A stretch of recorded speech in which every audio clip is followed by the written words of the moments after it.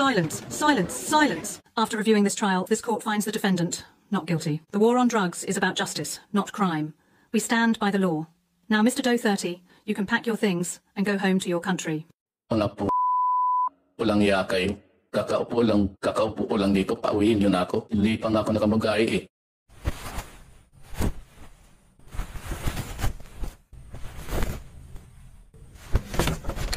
Hello, tao po. May tao ba dito? Sino ba daw papalitan ko? Ha? Wong, ano ginagawa mo dito? Bakit andito ka at nakasuot ka ng orange na damit?